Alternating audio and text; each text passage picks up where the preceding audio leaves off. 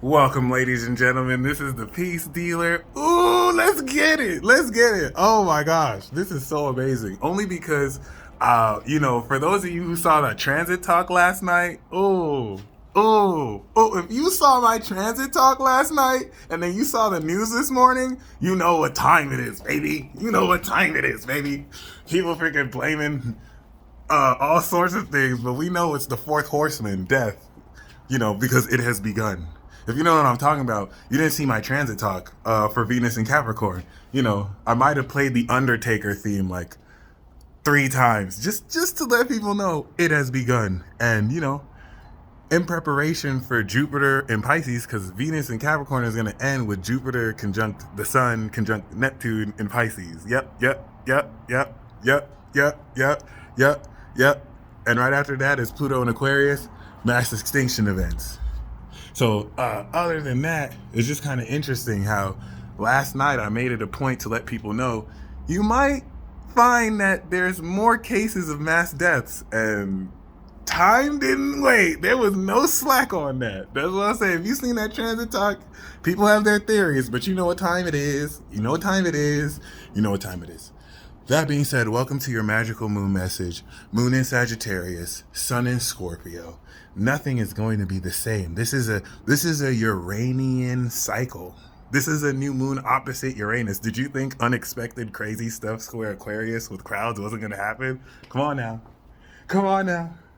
Come on now. But keep in mind, with the moon square Neptune, everyone has opinions, even though no one knows what they're talking about. So just keep that in mind. People are going to paint very vivid images with their beliefs about what they think should have happened in certain cases and what's happening. They don't know shit though. Like this square Neptune, you can believe it if you want because there's truth in these perspectives. So if the lesson of this square with Pisces is to listen to what people are saying holistically, as if everyone has some kind of truth. Just take it with a grain of salt. Or you can fully believe what people are saying and just be completely delusional. Once again, with the Sagittarius square Pisces, that's fire, that's water, that's passion, and that's beliefs. There's no Virgo, actual facts. So really listen to what people are saying. Ask them for actual facts, and then they'll start.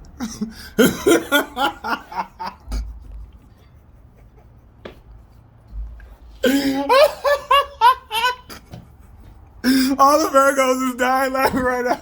Hold on, there's no Gemini except for the North Node. So, like, you tell the truth, people gonna get offended. So just be very careful, because this square is magical AF. The square is gonna have you see into the unseen. You're gonna be discerning dynamics. So I'm not trying to like dismiss their people, but ask people for facts and see what happens. Oh, I'm sorry. Oh, I'm just so excited because this is one of the most significant new moon cycles that's kicking off of all time. And like Uranus does not waste any time. And so the second house to the Scorpio is literally manifesting God level magic. It's collective. And not only is it collective, what Scorpio manifests, Scorpios are the sauce. So they know what I'm about to say here. And Scorpio risings, they manifest fire magic, being that they represent wisdom. This new moon cycle we just had was one of wisdom, the wisdom of our transformation of psyche. And so wisdom manifests meaning. If you think that intensity of focus that through the experience of Virgo derives after Libra balance, wisdom, purity, this is going to manifest this very visual magic. If Scorpio is death, death manifests new life. Life comes after death by this very principle.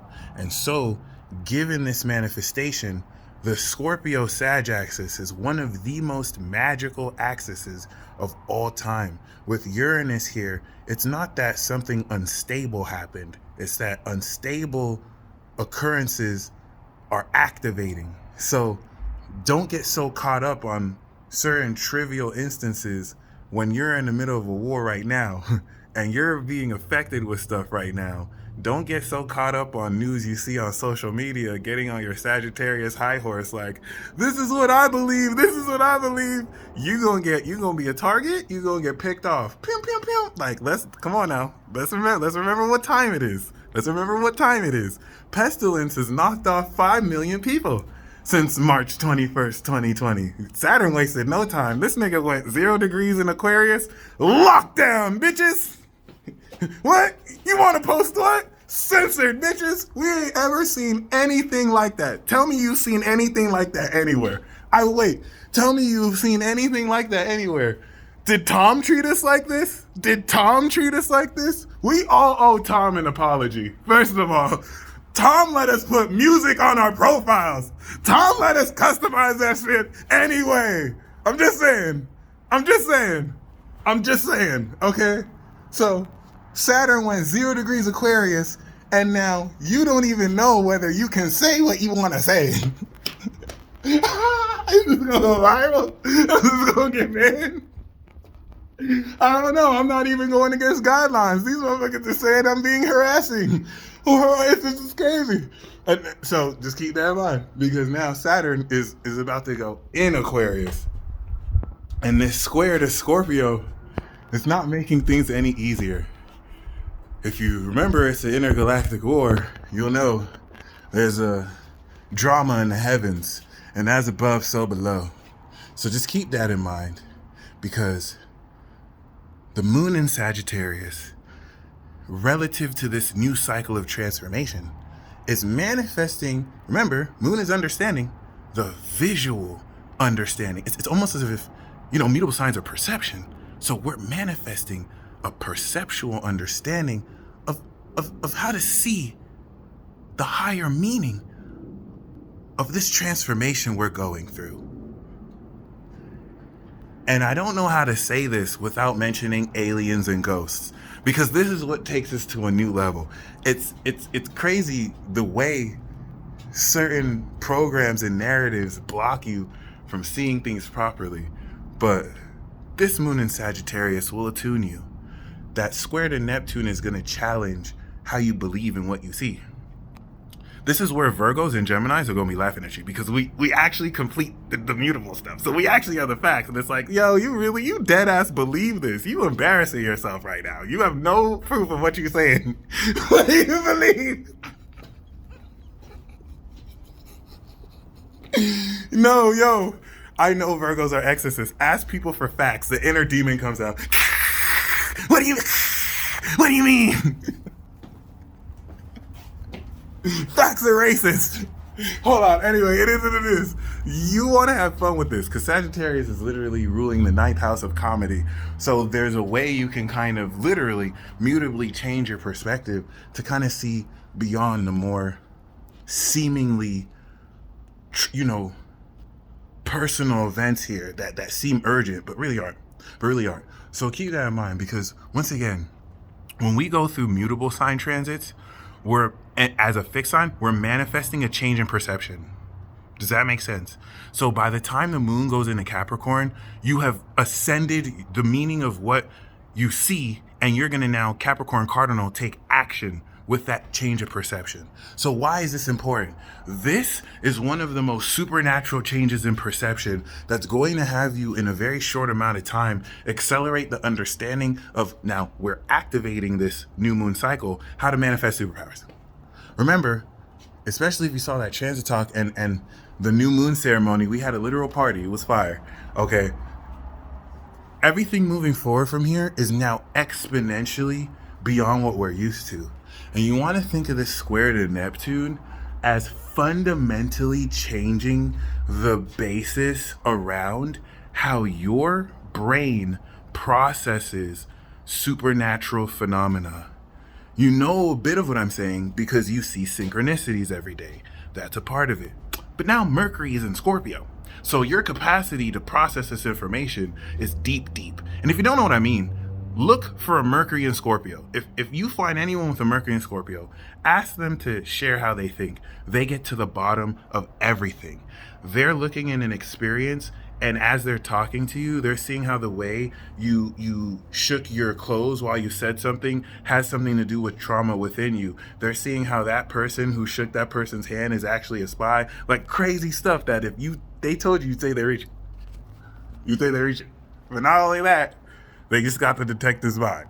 So keep that in mind. That was a horrible analogy and I apologize. But this is you with Mercury in Scorpio being able to purify and transform your brain's ability to process. If you think of a brain processor, it's not that different from a computer processor. You run data through the computer processor and it connects to your monitor so you can, through your sun sign, see everything that your Mercury is processing. Because if you didn't have a Mercury and you just had a sun sign, you would just be like, ah, God, God, God. Oh, no, ah. But Mercury is what allows you to be like, oh no, that's a number, that's a word, that's a car, that's a this, that's a that. So this is so key because Mercury coming in its opposition with Uranus is now entered Scorpio while Venus is in Capricorn. And so the tighter this trine gets with Neptune, the more you'll see a synchronicity, but now you're understanding the deeper wisdom of why and how you're even seeing it in the first place. We're literally do-si-doing, because you know Sagittarius has to dance through everything. Sagittarius is going to squeeze a dance in even during a funeral and just be like, I'm going to do the moving on dance. And they're not being facetious. Like, this is just how they are, because Sagittarius are God signs. And the way to communicate with the gods is through dance. Your ancestors knew this. Their ancestors knew this. But hey, this is deep, because as we do-si-do into this higher level of interacting with the multi-dimensional nature of yourself, don't forget we're in Scorpio season. And so now the sun is tightening its trine with Neptune, and this is an ascending trine with Neptune, a closing trine. And this is going to confront a lot of the controversy that religion and science has around these beings. This is actually, Neptune and Pisces is the reason why, if you think we're coming out of the age of deception, the age of Pisces, indoctrination and beliefs, but with no science, okay, that's what the age of Aquarius is, knowledge. Neptune and Pisces is the reason why, even in the Bible, there's going to be, it's mentioned in the last days, there's going to be an outpouring of the Spirit for both evil and good. But this is the reason why you're seeing a lot of people go back to Jesus or go back to this indoctrinated version of religion. That is the inability for people to process these apparitions and synchronicities and understanding of their multidimensionality and projecting it through these religious figures. I'm not saying that to discount what people believe. That's between you and God. When you die, God's going to judge you. That has nothing to do with me. I'm just saying factually, this is actually through Neptune and Pisces the reason why, whether out of fear or through genuine conviction, you see people that are doing that were doing the light worker or new age stuff, going back to, or just going to Jesus. Now, whether that's authentic or not, once again, is up to them and God, but it's actually less about, some miraculous life-saving, and it's more about the psychological perception that Neptune and Pisces, if you think about it being a sign of spirituality, religion, and illusions, is causing people to do. And so Moon and Sag is going to open the buttload of philosophical statements, arguments, and beliefs that will cause you to completely change everything in the way you even perceive this phenomena, to where coming into 2 weeks when the moon's in Gemini, you have words for it and you actually know how to communicate this. Please understand, a process like this takes years. You're just going to do it in 2 days. No biggie. During an apocalypse where, the fourth horseman, death, is awakened and he let his presence be known. You stay blessed as always, and Godspeed. You are manifesting an ascended perspective that's going to change the way you look at all your talents, abilities, or as I like to say, superpowers, because you are transforming into your super self. Are you enjoying this apotheosis? And do you understand your position in this collective global war and conflict as we step in to the beginning of the end? But really just another Pluto cycle. America's about to have its Pluto return, and fun fact, it just got found guilty on all counts of genocide. Ain't that some shit? genocide and mass incarceration of indigenous and black folks. If that doesn't sound like a Pluto return to you,